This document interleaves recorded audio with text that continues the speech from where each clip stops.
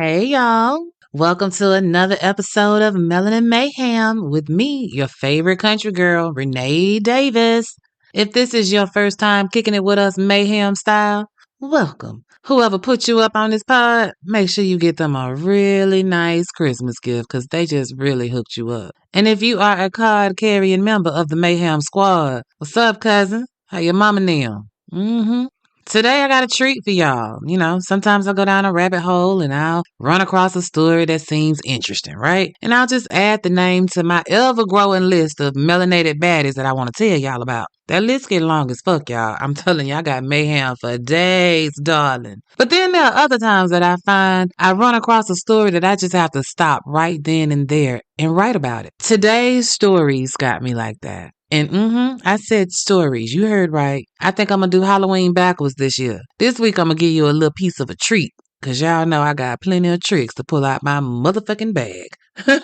Today I'm going to tell you 3 stories about some real OGs from way back that you probably never heard of because, that's what I do. And unlike our usual fare, I can guarantee you going to walk away today feeling some kind of way.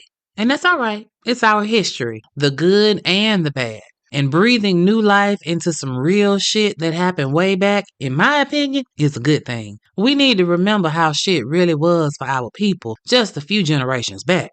Remember what we had to fight for and what our people went through so that we don't fuck around and let the motherfuckers try to put us back where we came from. We need to remember that we are actually in our infancy of freedoms. It was just 60 short years ago that we couldn't even vote. So keeping the oral history alive, we make sure the lives of our ancestors and the shit they went through isn't forgotten. And speaking of ancestors, like I said, this week we going way back. How far, Nate?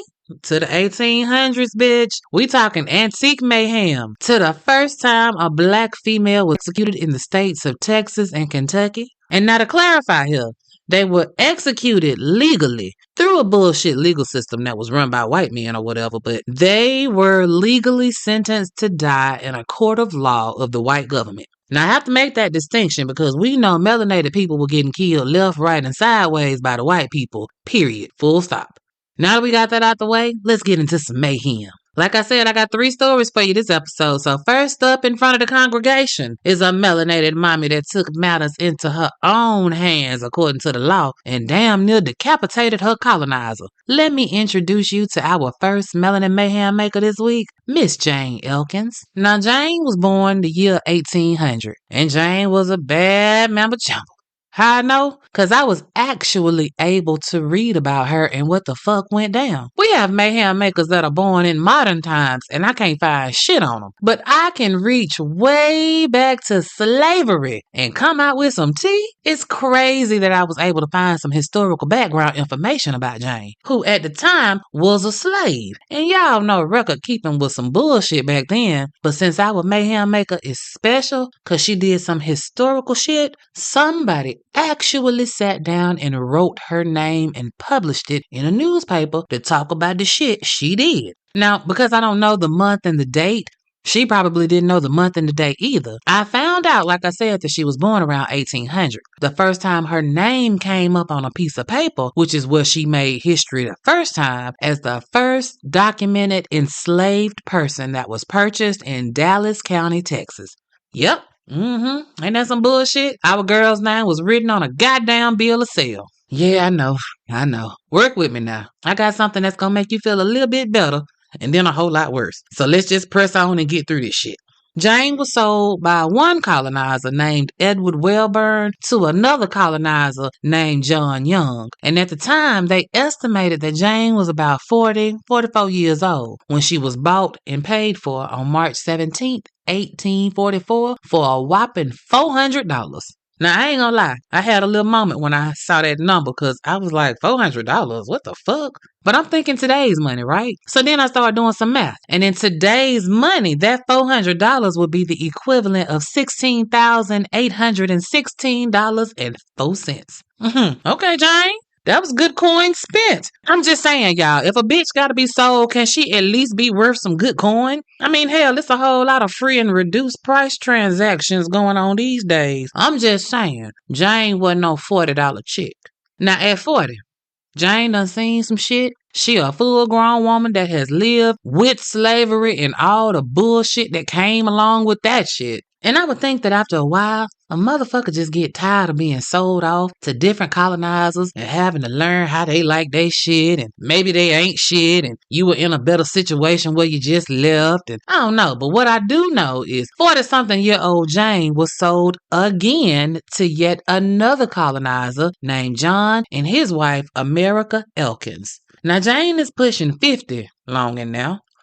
Jane ass is tired. She's set in her ways. Her nerves probably bad. You know what I'm talking about. She done kicked it at the Elkins spot for like 9-10 years till old Mr. Elkins exited stage right, leaving his widow America to run shit, right? So Jane is, shall we say, settled in at the Elkins house, right? She's so settled in that she adopts the Elkins last name as her own. She is now Jane Elkins. She's no longer Jane, no last name. She a Elkins, right? She part of the family. Kind of, sort of, you know what I'm talking about. Well, America decides that she gonna start a staffing service, and Jane gonna be her first worker. She leased Jane out to another colonizer in the town named Andrew Wisdom, who had 2 little bitty children. Now, mind you, like I said, Jane in her 50s. She like 53, 54-ish, somewhere around in there. And what she is not is with the bullshit. She don't want to be running behind no little children or nothing. She wants some peace and quiet, like what she had over at the Elkins house. In my mind, because I can see this in my mind, right? I can see Jane asking America Elkins, Elkins, can you send somebody else over there to work for that man? I was mighty tired. And then I could see America's punk ass saying, you get your ass over there. You know what? I ain't gonna even hold you, because I can see in my mind that Jane is also fed the fuck up. How do I see that? Well, Jane worked for the Wisdom family for only a small amount of time. The next time we see Jane's name appear in print was in May of 1853 when she was arrested for murder. Oh yeah, our girl had fucking enough. She was Celie before there was a Celie, and it wasn't no sugar in there to stop her from going upside Mister's head. Yeah, Jane, she got up one night after the Wisdom family had went to bed. She went in Mr. Wisdom's room and took an axe and bust him in the head to the white meat. Yeah, Jane was fed up. Like, what the fuck did that man do to her? Because she ain't fuck with the children. So that must not have been the issue. She murdered his ass. And that's a cold way to go, y'all. I'm thinking she was probably sitting down one day and just started plotting on his ass. She made sure that axe was ready and waiting on that motherfucking day. And then one day, he probably put his hands on that 50-something-year-old woman, and she was like, nope, not today, Satan. Today you gonna die. And she did that shit. Now, after the shit was over, Jane was like, oh my God, I done fucked up now. It's gonna be hell to pay. In 1853, you couldn't just kill a white man with an axe. you might not make it out the yard. But in Jane's case, she was actually arrested and taken to jail and put on trial. Now, mind you, all of this happened in the span of a week. Justice was swift back in the day. They didn't give the grass time to grow under your feet. You do this shit, we finna go and take care of this little business right now. Well, on Tuesday, May 10th, 1853, they indicted Jane for murder by a grand jury, meaning a bunch of white men got together and said, yep, she did that shit. And then on May 16th, 1853, at the trial of the state of Texas versus Jane, a slave. Yeah, that description was just like that. It was her name, Jane, and in parentheses, a slave. Another group of white men was gathered together to form a jury, and they had a quick trial. And y'all, I don't know if it was mid-century shade or what, but there was a little blurb in one of the newspaper's accounts. It said that Jane slept through most of the trial. Ma'am, were you unbothered? Did you know that they was gonna do what the fuck they wanted to do? And it didn't matter what you said. So you said, why not give them the ultimate fuck you and go to sleep in the courtroom? I'm gonna go with that one. That's how I want to see my girl Jane. I'm just saying. They described her demeanor as indifferent. Like, they did have some semblance of a trial, I guess you could say, even though there wasn't no lawyer for Jane, there were no witnesses, and they didn't have no evidence other than that axe. But they did, at some point, ask Jane if she had something to say. And Jane said, somebody else did it. I know that right, Jane. If you ain't got nothing else to say, put that shit on somebody else. And well, a couple of minutes later, a jury of none of her peers said, nah, bitch, that's all you.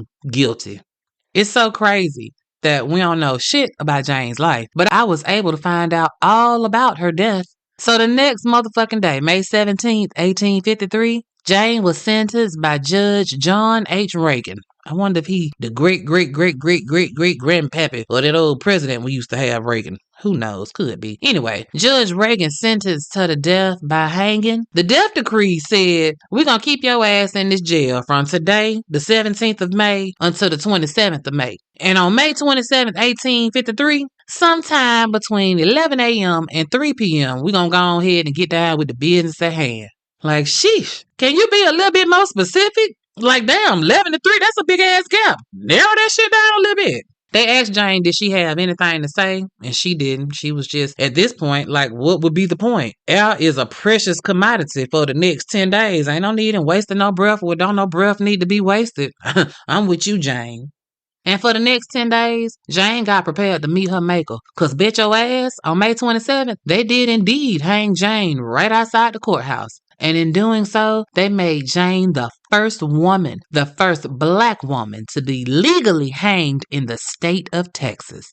I wish I could say that after Jane made history that they let her rest in peace, but that would just be too much like right? They buried Jane in a shallow grave near the courthouse, but somebody dug her up and used her as a medical cadaver, which apparently was a common thing back in Texas back in the day. When a person died, the medical community just went and took their bodies. I mean, we were really barbaric. I mean, I guess we still barbaric. Ugh, too much. Well, in 2022, the Texas Historical Commission put up an official Texas historical marker in Dallas at 263 Commerce Street in memorial to Jane, recognizing her significance to Dallas County and the state of Texas as the first black woman ever sold, the first woman and the first black woman to ever be legally hanged in the state. Woo, child.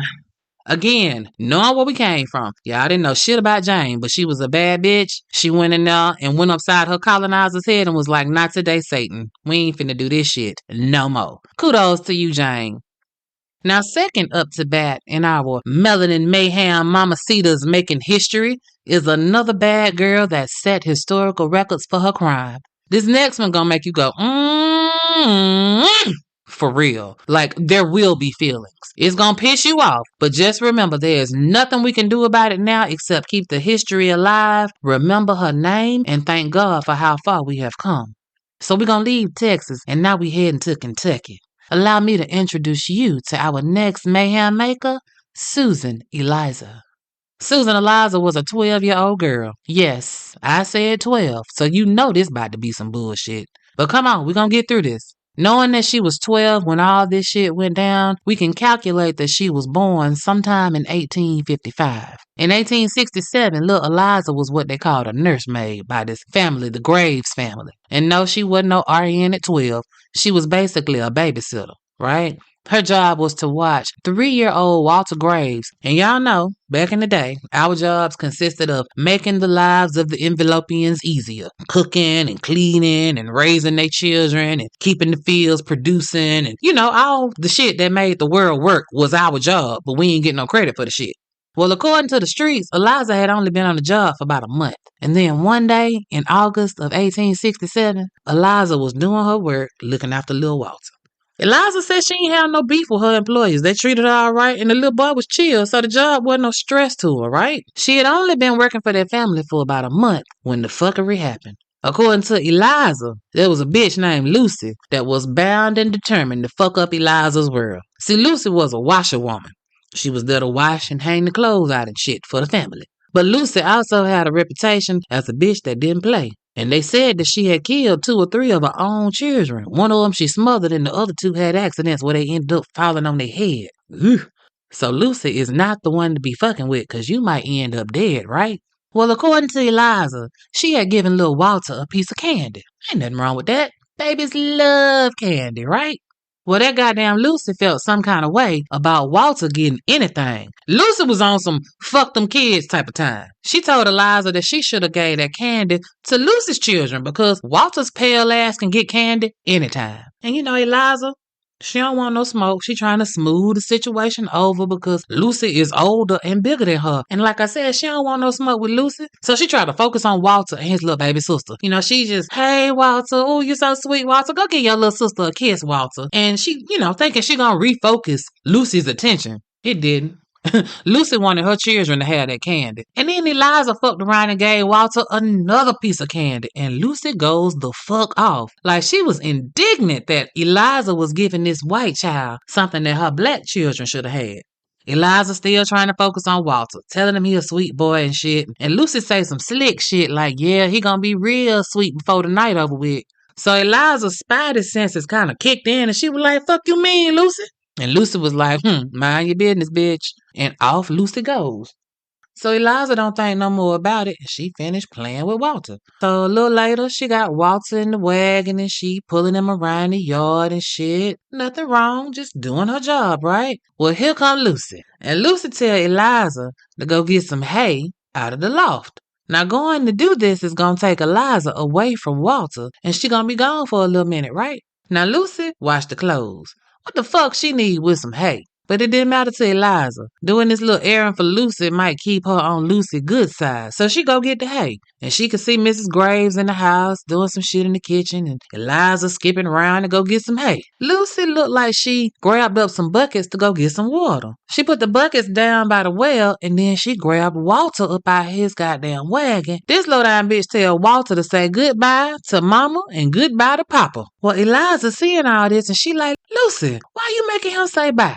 What you about to do? Now, according to Eliza, the next thing she know, instead of Lucy answering that question, this bitch pick up a rock and start busting Walter upside the head with it. Wait a minute, Lucy? Shit! So Eliza run over. She shook. Like she don't know what the fuck to do, according to her. So she tell Lucy, I'm finna go tell on you. And just as Eliza was about to go and sing like a bird, she said Lucy grabbed her up and snatched her back and put that motherfucking rock in Eliza's hand. Now Eliza say Lucy made her hit Walter 3 or 4 times. And she was like, if you don't hit him, you can join his little candy eating ass. So Eliza's scared of the devil in front of her. She do what Lucy say, according to her. She say she hit Walter in the stomach and then she hit him a couple of times around the head and Walter ain't moving no more. Now here come this bitch Lucy. She gonna cover Walter up with that damn hay she sent Eliza to go get. And the bitch just walk off. Like in a few minutes somebody gonna be looking for Walter. Lucy grabbed them buckets up, fill them up with water and take them in the house. Like ain't shit happen. Now Eliza is sitting here about to lose her mind. She ran in the house too and she whispering at Lucy like, what we gonna do, bitch? What we gonna do? And Lucy just ignoring her ass. And like I said, at this point, Eliza don't know what to do, but she know her ass is grass. She corners Lucy again and she asks her why the fuck did she mollywop Walter like that? And Lucy says it's because Miss Graves had whooped her daughter the day before and she wasn't shit. And that white woman was keep putting her hands on her child and bitch, I don't play that. So Lucy is one of them get your lick back kind of women. So apparently every time Miss Graves did something to her, one of her children, Lil Walter was made to pay for that shit. Because according to Eliza, a couple of times prior, Big Lucy had done put her hands on Walter. And Eliza told on Lucy and Lucy would get in trouble. So Lucy been sitting with this shit for a minute, plotting and planning what the fuck she was gonna do to get even. And now little Eliza scared because Lucy looking at her like she next. And she said as much. She said, Eliza said Lucy told her to keep her name out her mouth or she would be killing another nigger with the hard ER. So now Eliza don't know what to do, but I know that child must have been about to bust out her skin because she can't say nothing to nobody. But of course, if the babysitter is standing around without the baby, somebody gonna ask, where the fuck is Walter? And Mrs. Graves did indeed ask where her child was. And Eliza point out in the yard, and Miss Graves looking, but she don't see no Walter. So she tell Eliza, go show me where my child at. And Eliza take her to where the dead body is. Woo, Lord. Of course, Mrs. Graves loses her shit. Somebody go get the constable, and amazingly, instead of stringing up little Eliza in the yard, they haul Eliza's ass off to the pokey. Now, Eliza did tell them that it was Lucy. She put all the shit on Lucy. And of course, Lucy was like, I did not mess with that child. And I don't know why that girl got my name all in her mouth. Now, they didn't charge Lucy with shit. They did tell her that her services was no longer needed and to get the fuck off the property ASAP. And she did. Lucy might have been a killer, but she was a smart killer. She lived to see another day without the law after her ass. Eliza, on the other hand, was about to go see the judge. Her trial, if we can call it that, began a few weeks later after the crime. We still in August of 1867. Eliza did have a white lawyer, but he wouldn't let her testify because he thought it might incite a mob, and they didn't want a lynching to happen. You know what I'm saying? So her lawyer argued that the crime was spur of the moment, that Eliza hadn't planned on killing little Walter. It just kind of sort of happened. Now, the newspapers at the time, they described Eliza as unconcerned, as though nothing had happened. I think it was because she was 12 years old, and unlike the sophisticated 12-year-olds of 2024, in 1867, a 12-year-old's mind was like that of what a 5 or 6-year-old child is now. She ain't know shit about shit. She couldn't grasp the gravity of the situation. So she just sat and she listened to all the shit that was going on around her that was going completely over her head. So the jury come in and it did what juries do. It convicted her of the crime that she confessed to. And Eliza stood in front of Judge Drain as he sentenced her to death. Her death date was December 20th, 1867. The manner of her execution was to be hanging. They filed appeals and the execution was stayed while her case went all the way to the Supreme Court. Yes, baby, little Eliza, her case went to the Supreme Court. But I told y'all the court system moved fast back in the day, way faster than it does now. And all that shit happened in a matter of months, not years. And at some point, little Eliza must have had a birthday because she was 13 when they took her life. They were not going to let Eliza make it to 14. After all her appeals were denied, Eliza got a new death date, February 7th, 1868. Now, she been locked up since the day all this shit went down.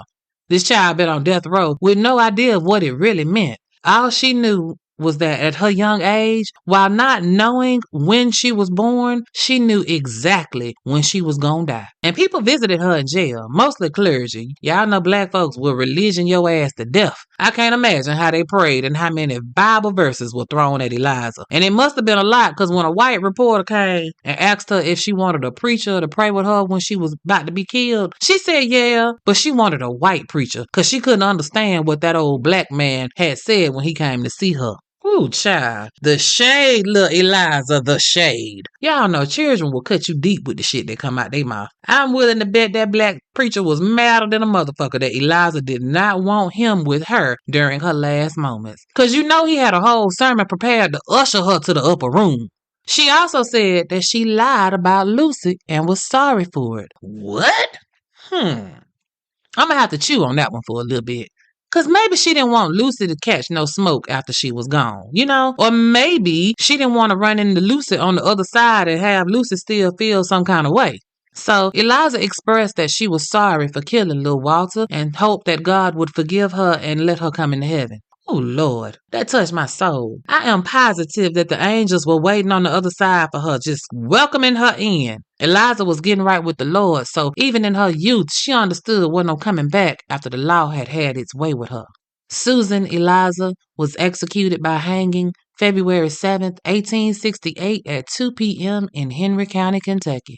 There was a crowd there to witness the execution, and that crowd was made up of white and black people too. And do you know that when the shit was over, them looky-loo motherfuckers that came to watch the show, they actually took pieces of the rope that was used to hang her like a motherfucking souvenir? Excuse me, what kind of twisted-ass minds did people have back in the day? I promise you, I bet I never come across nobody with a family heirloom of a piece of rope that's been handed down from generation to generation. Because I promise you, that's cause for a laying of hands on sight. For the ancestors. You know what I'm saying? Little Susan Eliza, with no last name, made history with her death. She is the holder of the title of the youngest female executed in the state of Kentucky ever. And of the 10 juveniles of melanated hues, she was the only female of the bunch. Eliza was the second youngest person to have ever been executed, coming in behind a 12-year-old boy who got hanged back in 1791. Susan Eliza was the last female to ever be executed in Kentucky. That makes our little munchkin Melanin Mayhem maker an alpha and omega death row OG in Kentucky, huh? All right, Noir Nation. For my last tale of mayhem, we still antiquing and we are headed to the great state of Virginia. Y'all, this shit I'm about to drop on y'all is just as tragic as the 2 previous stories. Ain't no way around it. But there was a crime committed, and I ain't saying our girl is innocent or anything like that. I'm just saying I understand that sometimes there may come a moment when fuck it all is warranted, and let the chips fall where they fucking may is what we gonna do. And even when you know the punishment gonna cook, we still gonna do this shit. Now, in terms of prolific and just downright interesting, our last Melanin Mayhem maker is another OG female death row ancestor. She made history with her crime too.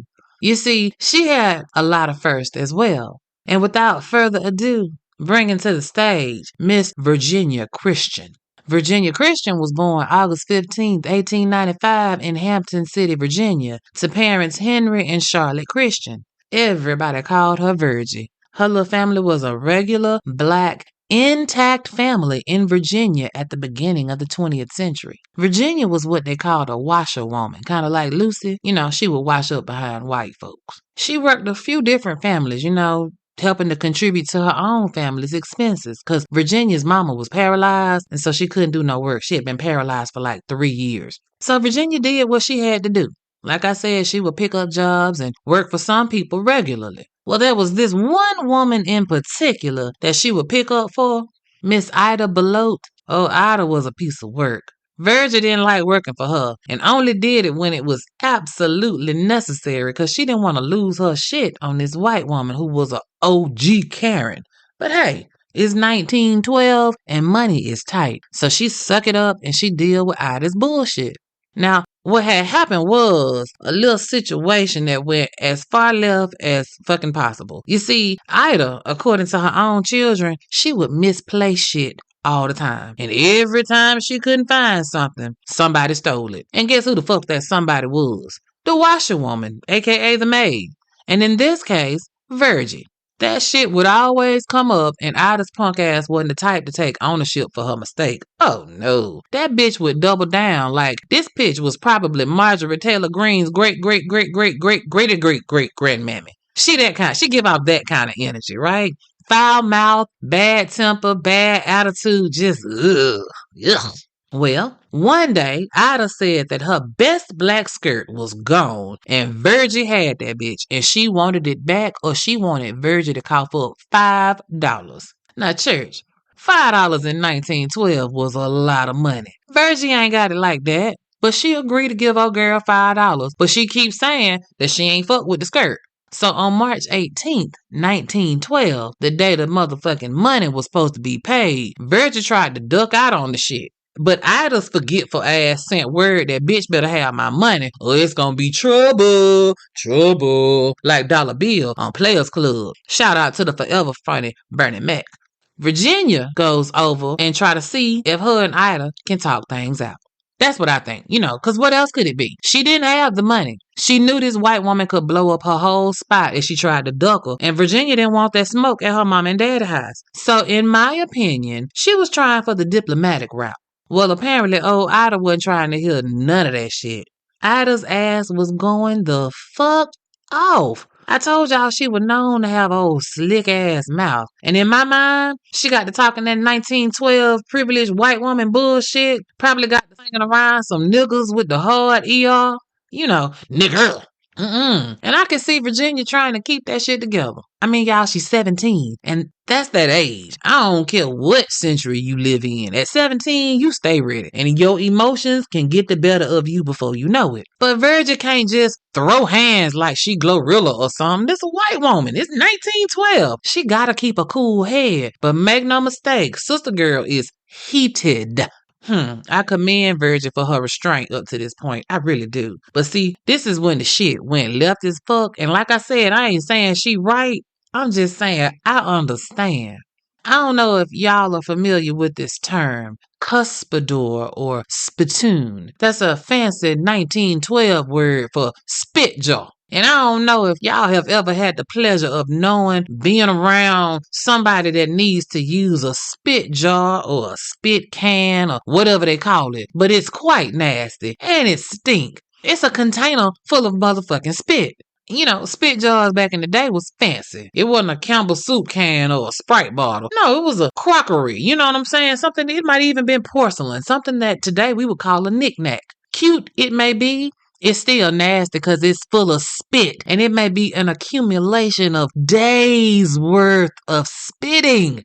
And it could have just been spit, or it could have been super spit, that chewing tobacco spit. Oh, Lord. Okay, so now that you are properly primed, let me continue. Like I said, Virginia been trying to talk this woman down and try to get her to understand that she hadn't stolen nothing and she didn't have no money. And Ida has gone completely apeshit. And after calling her everything but a child of God, Ida has now picked up the spit jar and threw it at Virginia. And that motherfucker hit. Ooh, that motherfucker hit all over Virginia. That rage, that indignation you feeling right now, I can only imagine that Virginia felt that shit times 1,000. And in that moment, she flipped and spazzed the fuck out on Ida. Man, Virginia opened up a can of whoop ass on this old lady for old and for new. Virginia said it was 2 brooms and they both ran for the brooms at the same time, but Virginia got there first and she commenced to beating the brakes off Ida's jazzy mouth spit jar throwing ass. Virginia beat that woman from one room to the other as Ida tried to run from that broom handle. But, at some point, Virginia probably realized they're gonna kill my ass when word get out what the fuck I'm doing. So, shit, I might as well make it good. It even looked like Virginia took a break between whooping up on Ida's ass. And I'm thinking, in my mind, Virginia probably stopped popping her after the 6th, 7th, 8th time that she hit her with that broom. She probably stopped. Ida sitting there bleeding and crying and shit. And Virginia gonna try to render some aid. And she's coming to her senses now, and she's like, oh, fuck, I done fucked up, right? But then I also think that around this time, Ida probably started right back up selling wolf tickets. Like, bitch, you just got your ass beat. You might want to act like you got some sense and keep your mouth closed. But not Ida. Ida probably started telling Virginia what she was going to do to her and all kind of shit. And Virginia probably told her to shut up. You poking the bear, bitch, you better shut up. And that old school white privilege just would not let Ida recognize the situation she was in. You telling Virginia that she fucked it either way. So shit, if I'm fucked, might as well go out with a bang. And that's just what the fuck Virginia did. So now, Virginia is putting her paws on Ida once more. And Ida done started screaming when she realized that she couldn't shake Virginia. And now Virginia couldn't have that. You can't be screaming and shit, drawing attention. So Virginia grabbed the same towel that she had been letting Ida mop that blood up with, and she started shoving that motherfucking rag inside of Ida's mouth. She shoved that rag in with the broom handle, y'all. She was really trying to plug that hole, like literally.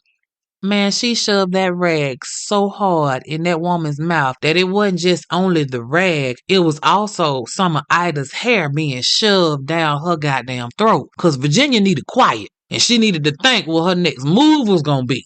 And I guess she figured that she would think better with a little something sweet. So she pick up Ida's pocketbook and head to the store.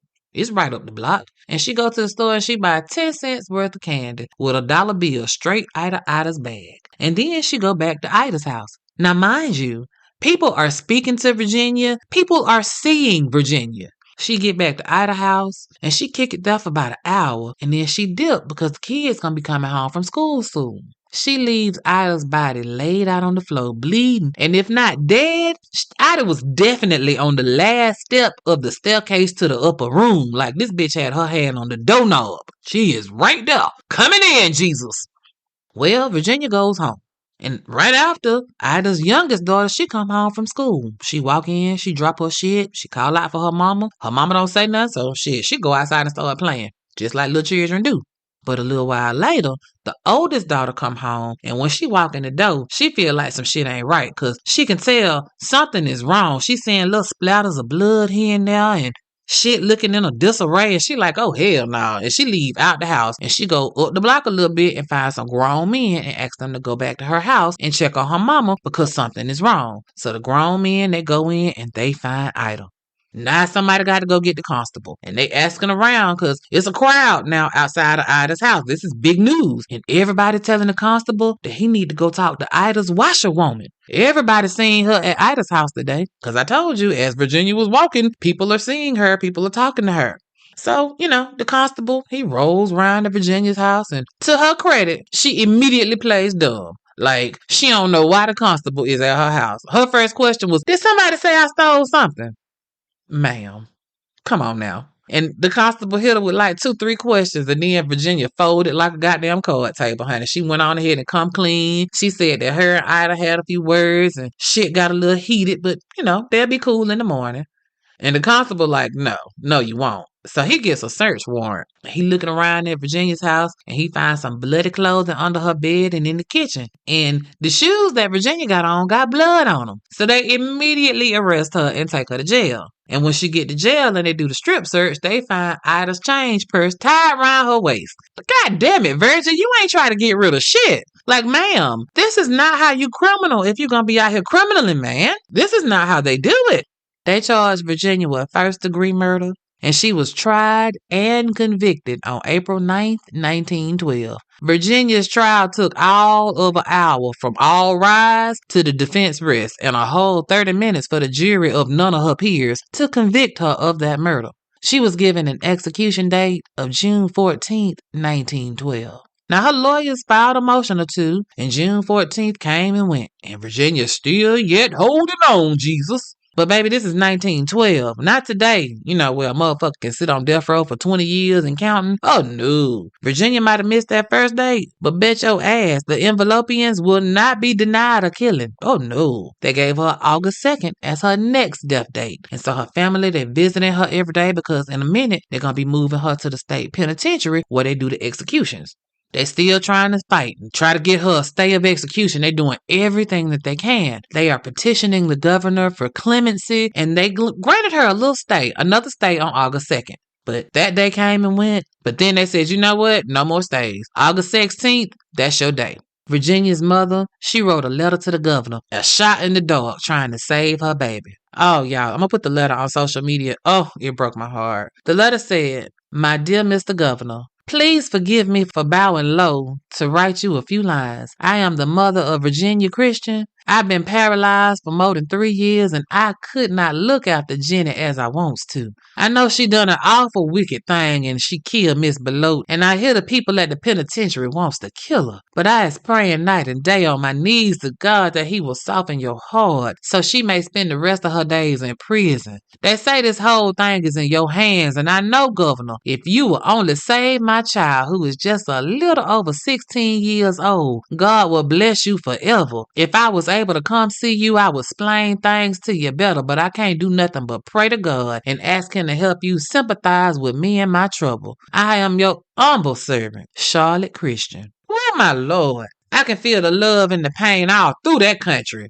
Oh, honey, these my people. When y'all see the letter, you know what I'm talking about. This woman would have given her own life to save her daughter. But the state wasn't studying none of that shit. Everything they tried to do to save Virginia's life failed. Virginia was gonna cook, literally. Before she met her fate, she wrote one last letter to her family.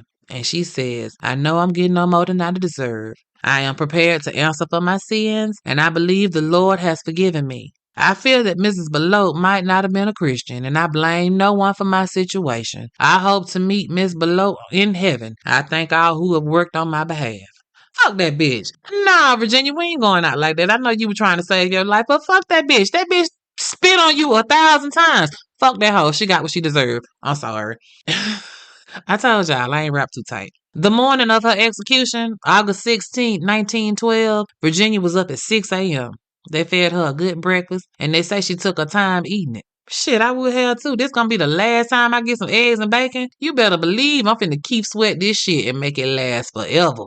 She told them that she ain't want none of them preachers coming up in there. I can imagine she probably had all the religion ever needed shoved down her throat by all the ministers that had been up there to see her, right? She told them that she was cool, though, if the prison chaplain wanted to tag along. She was cool with him. Baby, at 7:18 a.m., they came to get that ass. And Virginia was quiet. They thought they was gonna have to drag her to that chair, but far from it. I think that Virginia at her young age had come to terms with her mortality when she realized she killed that woman. Now, all the reports say that she showed no emotion, that her face was absolute and fearless. I don't believe that. Nah, she was scared. But it's just ingrained in our DNA to be strong, even in the face of death. She wasn't gonna let all them white faces see her vulnerable. She had just celebrated her 17th birthday on death row the day before. Talk about a sobering reality. I feel like she made peace with the fact that her life was on a countdown and it would not be denied. She knew exactly how and when her story was going to end, and she accepted it. She sat in that chair and she let them strap her in without a struggle. Because unlike everybody else, Virginia didn't get the hanging. Virginia's ass got the electric chair. Baby, she sat in that chair without a struggle, y'all. She didn't say a word. They slipped that hood over her head and Virginia just sat there and waited. And at 7:25 a.m., they rolled on to and flipped the switch on Virginia's ass, and electricity flowed through her body for a whole 2 minutes before they pronounced her dead. And as soon as the state was done, her mom and her daddy was right there to take her right on back home to properly bury her. And with her death, Virginia Christian was the first one to be executed in the 20th century in the state of Virginia. She was also the last woman to be executed in the state of Virginia in the 20th century. But wait, there's more. Baby girl, I told you, she went out like a G. She ain't getting no punk ass needle. She didn't hang from her neck. Oh no. OGV, she rode that lightning bolt like John Coffey did in the Green Mile and made history as the only female minor executed by electric chair. And if setting that record wasn't enough, she was the last female criminal executed in the electric chair by the Commonwealth of Virginia. I think Virginia's story is tragic. It's a cautionary tale that sometimes the repercussions for our actions can be more than we ever thought they could be. On the one hand, I was like, yeah, Virginia, beat that whole ass. Y'all know how we feel about somebody spitting on us. That spit jar hitting her was like 100 motherfuckers spit on her at once. Like, that's more than a hot tour, right? I know what it's like to be a teenager and lose my cool and react badly. But thankfully, none of my indiscretions ever landed my ass on death row. Once Virginia crossed that line and raised her hand to that white woman, it was over. To let her live meant jail or death. To kill her ass meant jail or death. And I don't think she meant to kill her at first. I really think she just wanted Ida to shut the fuck up. Man, I just wish Virginia had just stopped working for Ida. She didn't want to work for that woman, and I wish she could have just been able to not work for her. She knew that woman was trouble, but she needed the money. You know, one last thing. All 3 of these melanated girls met their death without flinching. I don't think I could be as stoic as they were. They didn't cry. They didn't have to be dragged. I mean, they were legit G's with that shit. Like, I know me. They would have had, you're going to have to drag me kicking and screaming. I promise you, I am not going quietly. That's not what it's going to be. But what a strength that these girls had. They were composed till the end. Children of history that paid the ultimate price for their crimes, and we never knew a thing about it. Well, we do now. Just like you know that Melanin Mayhem is the shit, man. Renee, stay dropping them bangers. And now it's your turn to drop me in the group chat. Share me on your socials. Like and subscribe so that you don't miss a minute of the mayhem. Now, I don't have a lot of pictures of our OGs this week, but I got a little something for you. I got a little something. Next week, I'm going to be back with more mayhem. But until then, y'all, stay safe, stay vigilant, and stay telling somebody about Melanin Mayhem. And remember, if you stay ready, baby, you ain't gonna never have to get ready. It's one love, Noir Nation, and the country girl is out this bitch.